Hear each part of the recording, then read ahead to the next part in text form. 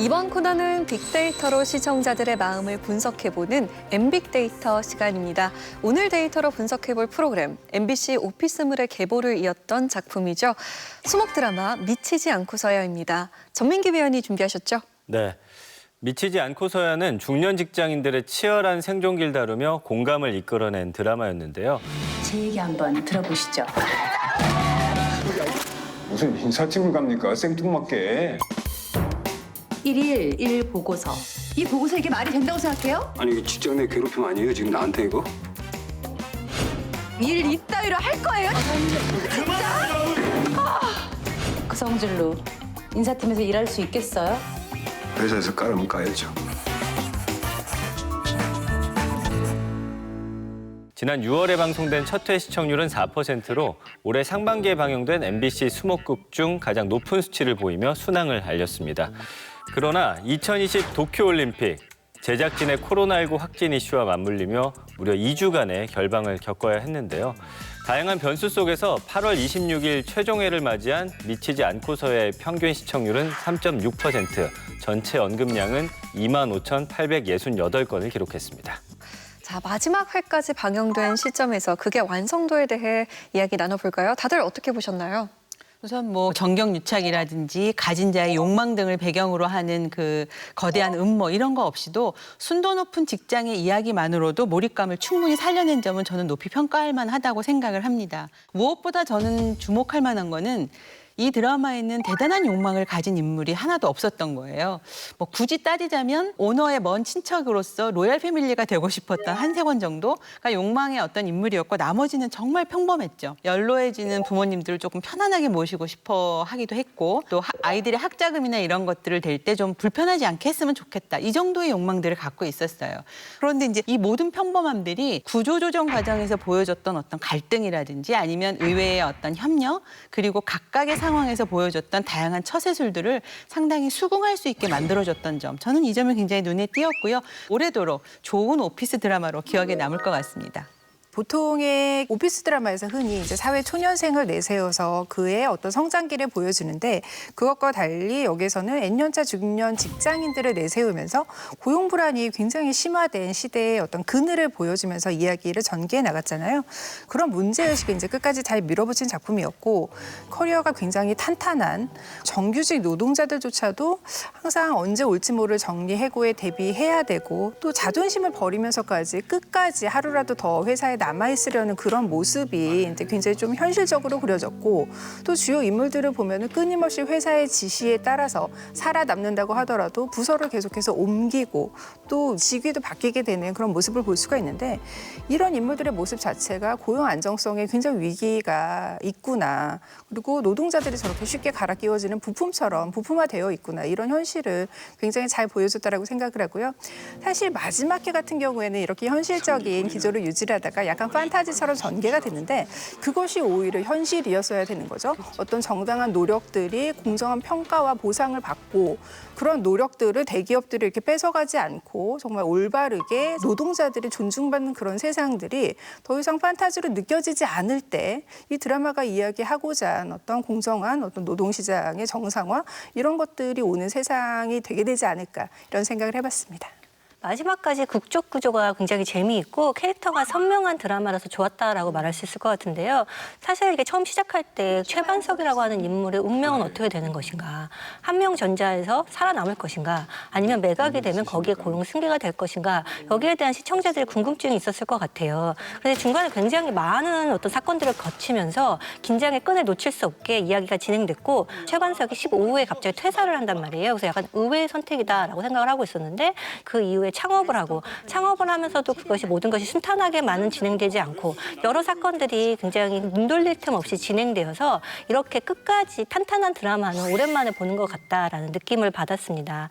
그리고 드라마에서 어떤 교훈을 주려고 하면 모든 인물들이 어떤 옳고 그름의 윤리에 따라서 행동하게 되잖아요. 그런데 여기 나타난 인물들은 소시민으로서 자신의 생존 원칙에 따라서 행동을 하거든요. 이것이 지금 우리가 겪고 있는 현재 노동 환경 환경에 대한 어떤 직관을 담고 있을 뿐더러 우리가 인간의 존엄을 유지하면서 일할 수 있는 노동이란 무엇인가, 직장이란 무엇인가, 직업이란 무엇인가에 대한 어떤 질문과 대답을 한꺼번에 잘 담아냈기 때문에 무척 수준 높은 작품으로 기억되리라고 생각됩니다. 자, 그렇다면 본격적으로 미치지 않고서에 대한 시청자의 목소리 분석해 볼까요? 네, 미치지 않고서의 연관 검색어 준비해봤습니다. 생존, 신경전, 영업, 희망퇴직, 프로젝트, 갈등, 인사팀, 연구동, 직장 스킬, 식기세척기 이 같은 연관 검색어들이 등장을 했습니다. 네, 극중 배경이 된 한명전자와 관련된 다양한 키워드들이 떠올랐는데요. 그중에서도 생존이라는 단어가 눈에 들어옵니다. 무엇과 관련된 키워드인가요? 네, 남다른 생존법으로 회사에서 버티기 승부를 펼친 등장인물들과 관련된 키워드로 해석을 할 수 있습니다. 여기서 미치지 않고서의 인물 검색어 순위를 살펴보면요. 당찬 야망을 품은 임사팀장 당자영 역으로 분한 문소리 씨와 베테랑 개발자 최반석 역으로 분한 정재영 씨가 나란히 1, 2위를 기록했고요. 밉지만 미워할 수 없는 개발팀장 한세권 역의 이상엽 씨가 3위를 차지했습니다. 미치지 않고서는 배우들의 노련한 호흡을 통해 쓸쓸한 현실을 밀도 있게 전하면서 일명 연기 맛집으로 불리기도 했습니다. 배우들 간의 인상 깊었던 케미스트리를 꼽는다면 어떤 걸까요? 아무래도 주인공 이야기를 할 수밖에 없는데요. 최반석 역의 정재영 씨와 당자영 역의 문소리 씨 조합이 가장 인상적이었던 것 같아요. 이 둘의 관계는 이제 하나의 살아남는다라는 목표를 두고 힘을 합칠 때는 힘을 합치고 또 등을 돌려야 할 때는 등을 돌리고 회사의 커다란 상황에 따라서 변하게 되거든요. 이런 것들이 굉장히 좀 현실적이고 입체적이어서 그만큼 인상적이라고 느꼈던 것 같고요. 정재영 씨와 문소리 씨의 훌륭한 연기가 그 시계각 변화하는 관계를 또 잘 소화해낸 것 같습니다. 최반석 역의 정재영 씨와 신한수 역의 김남희 씨가 보여준 관계도 좋았는데요. 흔히 볼 수 있는 선배와 후배의 관계가 이렇잖아요. 선배는 약간 과거의 지식을 가지고 있고 후배는 첨단 지식으로 부장은 했지만 약간 개인주의적이라서 조직의 조화에 협조하지 않고 소위 요새 애들 이런 식으로 약간 손가락질하면서 둘이 계속 반목하는 그런 관계인데 이 사람들은 사실 그거에서 크게 벗어나지 않으면서도 나중에 서로 존중하고 같이 일하는 그런 이상적인 관계를 보여주게 돼요. 특히 이제 16화의 마지막 장면에 최반석이 계속 이렇게 코드를 짜고 있고 신한수가 이렇게 퇴근을 먼저 하게 되는데 저 예전부터 궁금한 게 하나 있었거든요. 뭔데? 수석님은 일하는 게 그렇게 좋으세요? 무슨 소리야 갑자기? 응? 내일 봅시다. 네. 내일 봐요. 모레도 보고. 오래오래 봐요, 우리. 그럼 오래오래 아주 그냥 오래오래 봐야지. 가라 좀 제발. 그러면서 두 사람이 입장은 다르고 어떤 직업을 대하는 태도가 다를 수는 있어도 결과적으로는 그 일을 좋아하는 사람이라는 공감대가 있고 그 공감대에 맞춰서 같이 협조하는 그런 직장인으로 살아간다는 것이 미치지 않고서가 표방하는 관계를 잘 보여주었다고 생각합니다. 저는 그 상대 인물에 따라서 굉장히 다양한 케미스트리를 보여주었던 그 한세권 역의 이상엽 배우가 굉장히 인상적이었는데요.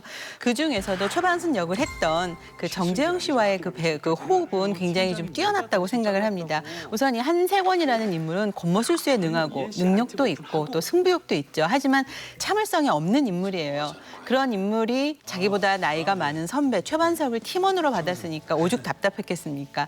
특히나 또 오자마자 로봇 청소기 어떤 문제점들을 이렇게 보기 좋게 해결해 주니까 뭐 은근히 열등감이 들기도 하고 그렇게 계속 갈등 관계에 좀 티격태격하는 관계에 호흡을 맞춰 오다가 마지막 회에 가서 저는 그런 생각이 들었어요. 이 둘이 브로맨스까지는 아니지만 서로의 진심에 조금씩은 한 발 더 다가서지 않았나. 왜냐하면 이제 그 한세권이 한명 ENC에서 퇴출당하고 어떻게 보면 이제 굴욕적인 과정에서 얻은 보상금이 있잖아요. 이거를 그 반스톤 컴퍼니에 투자를 합니다. 그 투자를 하겠다고 왔는데 계속 정재영은 싫다고 하고 한세권은 주겠다고 하고.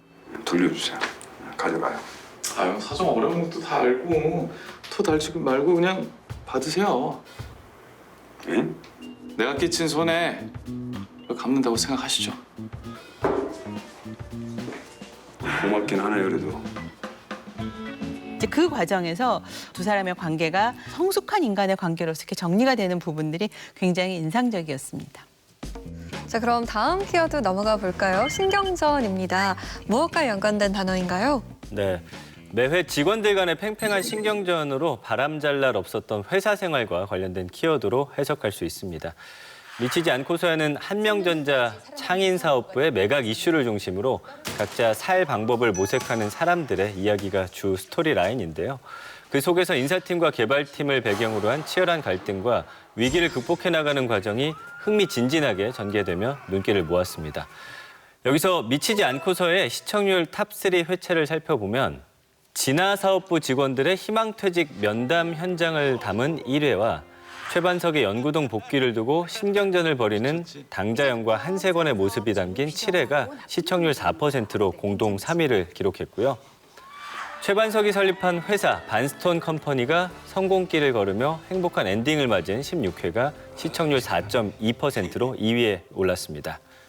직위 해제를 당했다가 팀장으로 다시 복귀한 한세권으로 인해 혼란스러워진 개발 1팀의 이야기가 담긴 13회가 시청률 4.3%로 1위를 차지했습니다. 자, 그럼 위 회차들의 주목을 받은 이유는 뭐라고 보세요? 해당 회차들은 아무래도 그 이야기 전개에 있어서 중요한 변곡점들에 있었던 회차라고 생각을 합니다. 뭐 1회 같은 경우에는 그 희망퇴직 그 면담하는 장면은 사실 희망이란 이름으로 그 포장된 비정한 사회 현실을 그대로 보여주고 있죠. 회사는 부장님께서 알고 계신 그 액수에서 10원도 더 드릴 수가 없다는 입장입니다. 안 나가고 버틴다는. 버티셔도 되죠. 하지만 지금 부장님이 안 나가시면 바로 정리해고 수순입니다. 기업의 구조조정이라는 것이 언제든지 나의 문제가 될 수 있다는 요즘의 사회의 그 어떤 현실을 본다면 시청자 모두에게 이 드라마가 가려고 하는 포문을 열었다는 점에서 굉장히 좀 인상적으로 볼 수밖에 없는 회차였던 것 같고요. 가장 주목을 받았던 13회의 경우에는 그 한세권이 복귀를 하잖아요. 사실 그에게 로얄 패밀리가 되고 싶은 욕망이 있지만 한승기 사장이 굉장히 모멸감을 많이 주었죠. 한번 열심히 해보세요. 분수에 좀 맞게. 그래, 내가 이들을 이용해서 내가 너에게 한 방을 먹이겠어. 이런 마음을 갖고 이제 복귀를 합니다. 제대로 홈팀을 한번 성공시켜 봅시다. 오케이? 분명히 한세권의 몰락이 예측되긴 하지만 그 추락 직전에 분기탱천에 있는 어떤 인물의 그 상황 이런 것들을 즐기는 그런 회차가 바로 이 회차가 아니었나 하는 생각을 합니다.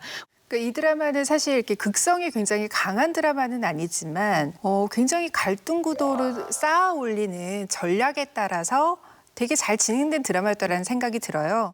7회 같은 경우에도 딱 드라마 중간 정도에 이 인물들의 위치에 되게 어떤 극적인 변화가 생기는 거잖아요. 최반석은 이제 연구동으로 다시 한번 돌아오게 되고 또 이 드라마가 초반에 내세우지 않았던 어떤 신한수라는 새로운 캐릭터를 되게 히든카드처럼 숨겨놨다가 어떤 한세권과의 갈등 구도의 핵심에 딱 들어오면서 네, 진짜 궁금한 게 있었는데요. 저번 직무 테스트 팀장님은 몇 점 맞았어요? 제가 만점이니까 당연히 80점은 넘으셨겠죠?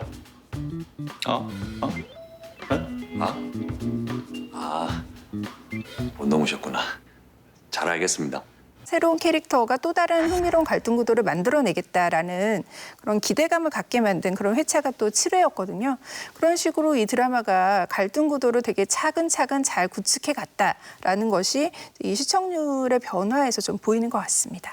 마지막 회에 최반석의 그 피칭 장면을 굉장히 감동적으로 봤는데 이 모든 이 드라마의 사건들이 이 장면을 위해서 어떻게 차근차근 쌓여왔구나라는 걸 느낄 수가 있었어요. 예, 직장에서 잘릴 뻔한 적이 있으신가요? 예, 희망퇴직이다, 뭐 사업부 정리다 해가지고요. 예, 꽤 여러 번 잘릴 뻔했거든요. 이 개쌍놈이네 이거. 아야, 왜 가르쳤어? 왜 가르쳤어? 왜? 너 후배들 보기 창피하지도 않냐? 뭐 자랑스러울 건 없죠. 그동안 최반석이 겪었던 일들이 주마등처럼 스쳐 지나가면서 어느 날 버스 정류장에서 고장난 사이니지를 봤습니다. 이 오래된 사이니지에 고장을 예측하고 스스로 진단할 수 있는 소프트웨어 프로그램을 만들어주면 어떨까? 그러면 버림받지 않고 다시 일할 수 있지 않을까? 잊히지 않고서야 등장했던 사건들을 요약해서 볼 수 있었고 동시에 이 메시지를 느끼면서 최반석과 같은 감정을 공감하는 시청자가 많았을 것 같아요. 그래서 그것이 시청률로 드러나지 않았나라는 생각이 듭니다. 그리고 이제 7화가 역시 주목받은 회차로 꼽혔는데 이걸 보면 역시 시청률에 있어서는 키스신은 불패다라는 생각이 들어요. 저도 선 좀 넘을게요. 예? 아니 저 잠깐.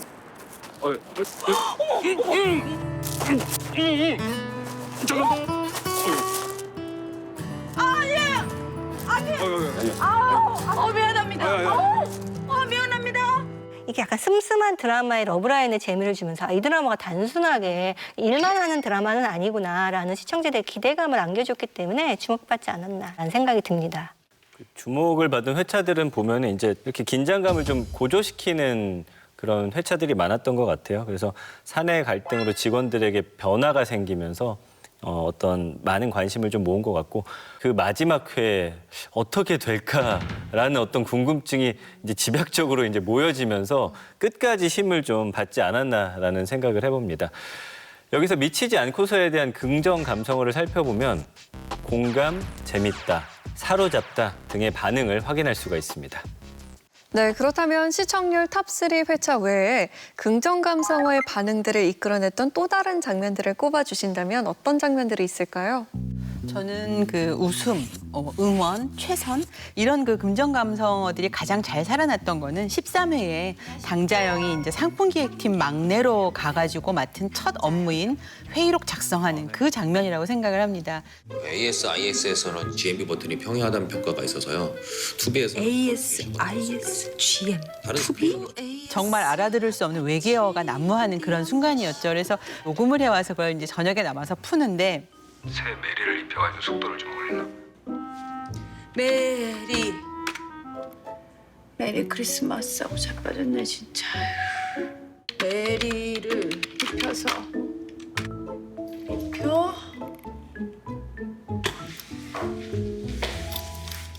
결국에는 이제 최반석의 도움으로 그 문제를 해결하잖아요.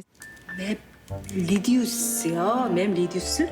네, 데이터 처리하는 소프트웨어 툴이요. 회사원으로서의 어떤 생명을 더 길게 가져가기 위해서 최선을 다하는 모습이 시청자 입장에서는 그런 그녀를 보면서 응원도 해주고 싶고 아마 저 당자영이 꽤나 잘해낼 거야라는 기대도 하게 했던 저는 이 장면이 굉장히 인상적이었습니다.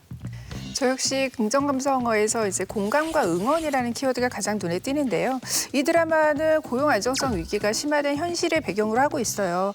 그래서 끝까지 밀려나지 않으려는 주인공들의 안간힘에 시청자들도 자연스럽게 공감하고 응원을 하게 될 수밖에 없는 그런 드라마였어요.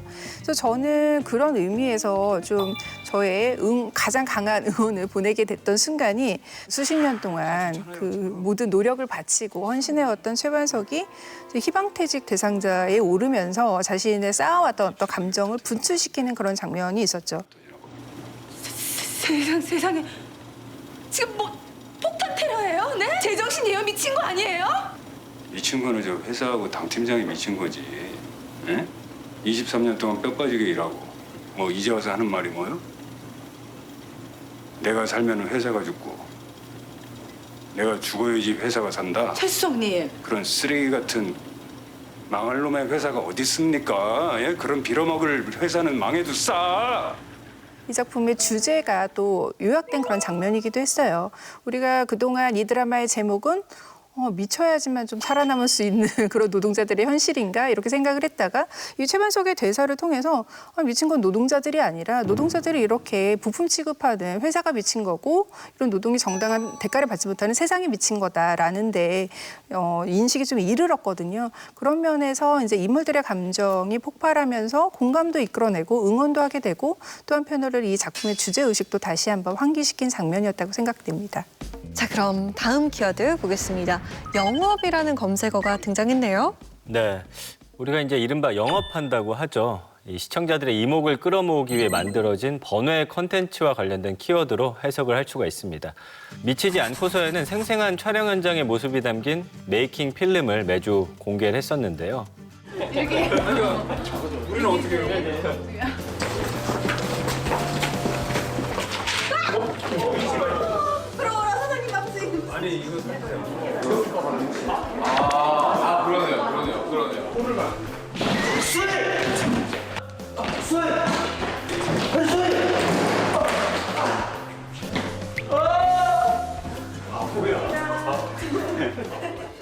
이 밖에도 가상 SNS를 통해 회사 내 점심 메뉴, 사장님 인터뷰, 컨텐츠를 꾸준히 업로드하면서 시청자들로 하여금 드라마 속 세계관에 몰입하게 만들기도 했습니다.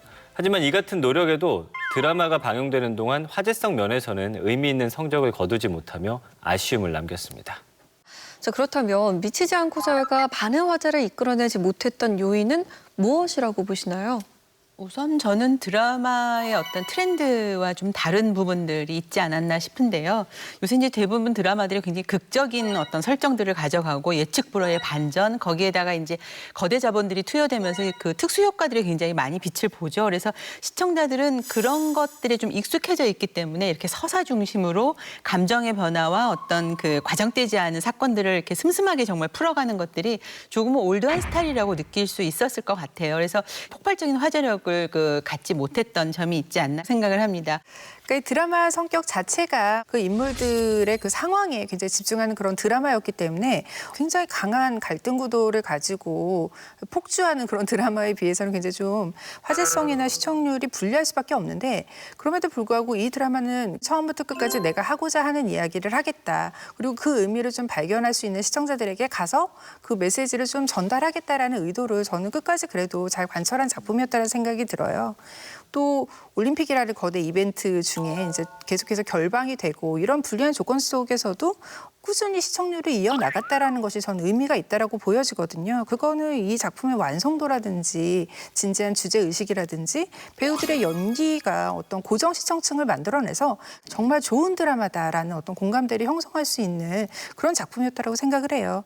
저는 드라마는 아무 잘못이 없다고 생각합니다. 전체적으로 봤을 때 연출과 연기, 대본 면에서 균형이 잘 맞고 동시에 어떤 보편적인 인간형을 다루면서도 그 사람들의 미묘한 감정이라든가 관계를 잘 다루는 드라마이기 때문에 무척 수작이라고 평가할 수 있고 그것만으로도 의미가 있다고 생각합니다. 다만 화제가 왜 부족했냐? 시청률은 없지만 화제성은 높을 수도 있는데 왜 부족했냐라고 물어보면 편성 시간이 너무 들쑥날쑥인 거죠. 예를 들어서 9시에 하는지 잘 몰랐다. 9시 반에 하는지 몰랐다. 이런 것도 문제지만 전체적으로 수목 드라마가 하는지 자체를 알 수가 없는 건데 MBC가 조금 더 드라마를 살리려면 어쨌든 이 편성의 안정을 찾는 게 먼저라고 생각이 듭니다. 적어도 요일이라든가 혹은 시간이라든가 이런 것에서 고정적인 어떤 시청자층을 끌어들일 수 있는 방안을 모색하는 게 중요하고 그러면서 좋은 드라마를 지속적으로 만들면 지금보다는 조금 더 나은 반응을 얻을 수 있지 않을까라는 생각이 듭니다. 차가운 노동 현실 속 직장인들의 마음을 따뜻하게 대변해준 미치지 않고서야의 배턴을 이어받게 될 새 수목극에서는 어떤 흥미로운 이야기가 전개될지 기대해 보겠습니다.